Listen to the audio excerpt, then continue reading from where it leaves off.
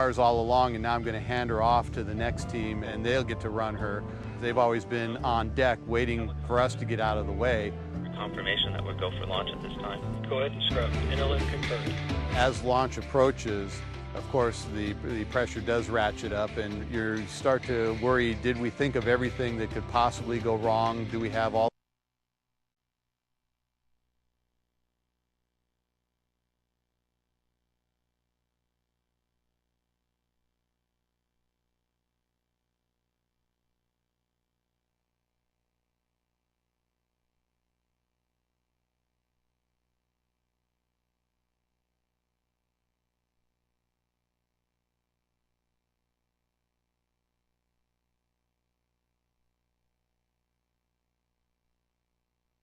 stable. UHF telemetry. Brim stable. UHF is good. Touchdown confirmed. We're safe on Mars.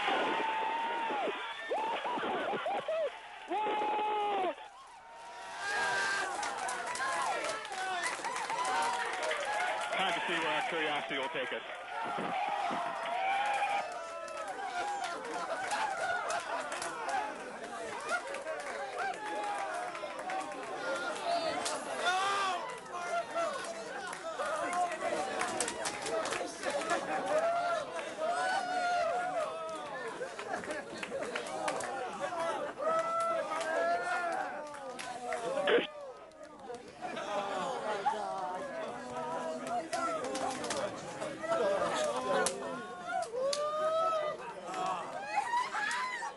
At this time, flyaway should be complete. The descent stages at a safe distance.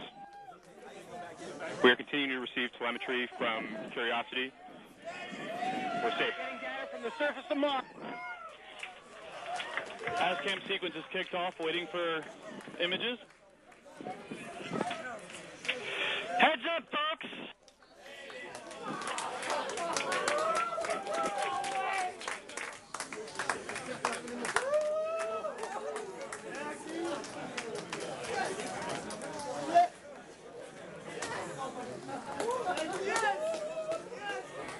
EDL ops, the signal to Odyssey remains strong. Flight EDL images are starting to come down. We're beginning to get images We got from images Odyssey. coming down, folks. If your comm configures stand by for images. Reader has Seeing cam thumbnails coming down. Odyssey data is still strong. Odyssey data is very strong. Odyssey is nice and high in the sky.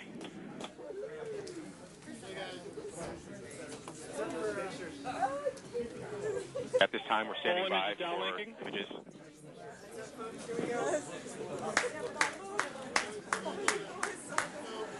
Thumbnails are complete. Got thumbnails. Full image complete.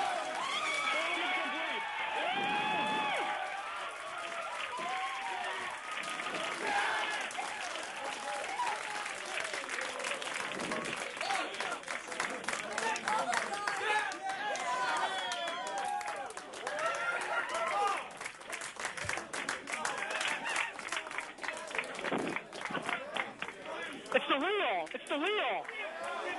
There we go. We can see a wheel image.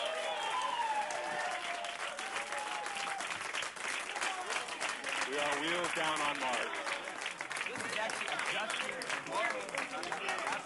Oh my God. We'll do a proper hug on the other side.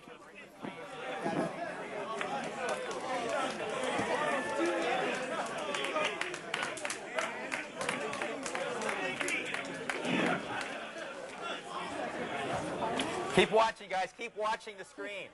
There's more stuff. Any minute now. No, 256. Okay, okay. So here we are. We're going to start. Go ahead. Okay. So we have landed out at the time we thought we would, and we now have our first image. We have our first image. We've got us a 64 by 64 thumbnail. The front, a rear has-cam image. You can see the shadow there. I'm not sure exactly which our orientation is of the vehicle, but we're looking through it. Now, I think in just a few minutes we might get even a larger 256 frame pixel image of that same end.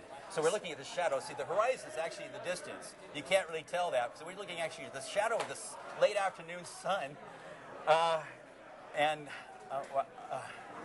So these are the rear has cams. These are the rear has cams. And it does have a dust cover on it. It does have a dust cover, but it's the cover is a problem. It's the fact there's dust in the air because we have just blown dust all over the place with our descent engines.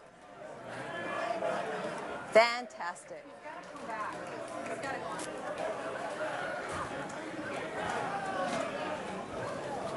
So there could be more. There could be more. If we wait, we might get. Oh yes! Ah! This is the high res. This is the 256 by 256 image. This is a higher resolution. You're seeing dust particles on the window.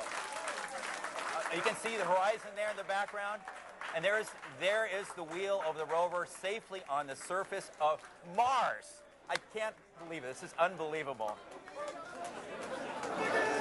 We might get another one of these, and if we're lucky, before Odyssey goes away, we'll get 2 more of these same engines going the other side of the vehicle, and also probably dusty.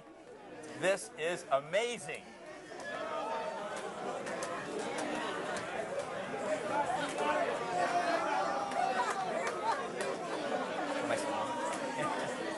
So that is one of Curiosity's rover wheels exactly. on the surface of Mars. Yes. Whoa! Wow! Now we have another image coming down. This is a view looking the other direction. It's still being processed. You'll see it in just a second here. This is another thumbnail image. Is that a shadow? That's the shadow of the rover. Curiosity rover on the surface of Mars. Thank you. Thank you. The Odyssey transition is about to end. It's about to set below the peak of Mount Sharp very shortly. So this is about all the data we're going to get, but things look great. Congratulations. Thank you very much. Thank you. Time to see you on Curiosity, I think.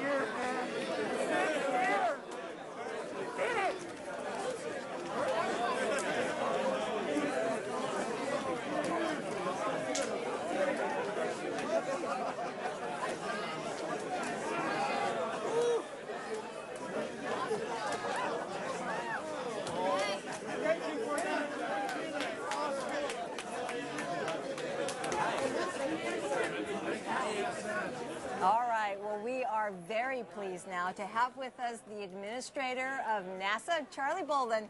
Welcome and congratulations. Well, We're on thank Mars you. again. We're on Mars again, and I'll tell you, it's just absolutely incredible. It doesn't get any better than this.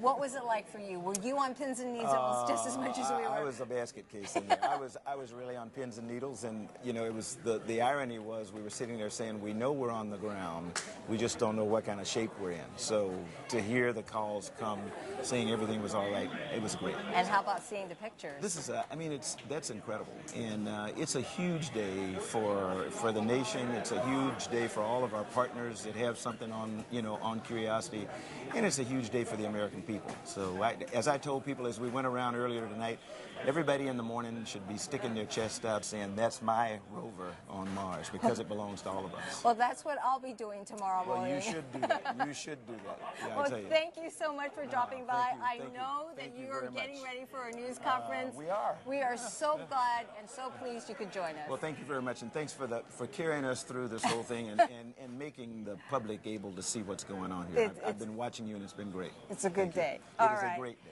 In a moment, we will have Dr. Charles Alachi, but let's go back to the room for a bit. All right, it is my distinct pleasure to welcome with us President Obama's science advisor, John Holdren. Thanks for joining us. It was such a pleasure to have you join us for this big landing. Well, I'm very happy to be here tonight. Very happy to have seen this incredible accomplishment with this Mars landing. What does this landing mean for the nation? Well, it's an enormous step forward in planetary exploration. Nobody has ever done anything like this. We are actually the only country that has landed surface landers on any other planet. But this lander is vastly bigger, vastly more capable, much more complicated to bring in. Many new technologies had to work in perfect succession and perfect synchronization for this to happen.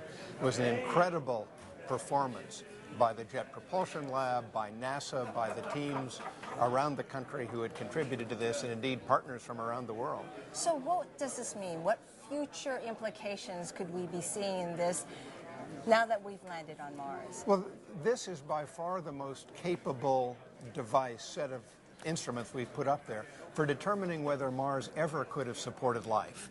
And of course, the question of whether there was ever life on Mars is an enormously important scientific question, almost a philosophical question, relating to our place in the solar system and our place in the universe. So we stand to learn a tremendous amount from this Curiosity Mars Science Laboratory. It really is a portable science laboratory. It's going to do incredible things. And with all science experiments, with all science, when you get some answers, it just leads to more questions. It leads to more questions, and it's always the way of science, but it leads to ever more interesting questions and a larger body of knowledge from which those questions emerge. And we know that the space program has for decades been very important to the United States. It's been important economically. It's a driver of innovation with widespread applications, but it's also a source of inspiration to the next generation of young people who are going to become the scientists and the engineers and the technicians that ultimately will land people on Mars. Right. These are the footsteps leading to that. Absolutely. Well, Dr. Holdren, it's going to be crucial. Thank you so much for joining us. I know everyone's excited. There will be a news conference at about 11:15 our time, Pacific time, and it's a good day, and thank you for being with us. It's a great day. Thank you very much. All right. All right, well, they are in the midst of the post-landing poll. Let's take a moment now to introduce you to JPL Director Dr. Charles Alachi. Dr. Alachi, you have experienced Mars landings before. They are all nail-biters, but this one had to have been one of the toughest. Yeah, absolutely. I mean, this was particularly so exciting, and things went so fast. But as soon as I saw the parachute actually opened and was slowing down, I told Charlie Bolden, we're halfway there. And then it was just so exciting. You know, it's like a movie. So how does it feel to be back on Mars? It feels fantastic. You know, at 9:15 earlier today, I went out, looked at Mars, which was setting. And I said, in an hour and 15 minutes, it's going to be different. You know, there is going to be the pre-Curiosity landing and the post-Curiosity landing. And this is exciting on behalf of all the world, NASA, the public. This is one of the most exciting things I've seen. Absolutely. And what do you look forward to now? Well, we're looking forward, now that we did this one, we're looking forward for the discoveries that this mission will make. We're looking forward for going again to Mars and continuing to go to Mars, going to Europa, go to all the planet. This is the mighty things that our agency is doing for the American people. A wonderful, mighty thing. Absolutely. Dr. Alachi, thank you for joining us. I'm going to let you go to your news conference. Again, we are expecting a news conference at about 11:15 Pacific time.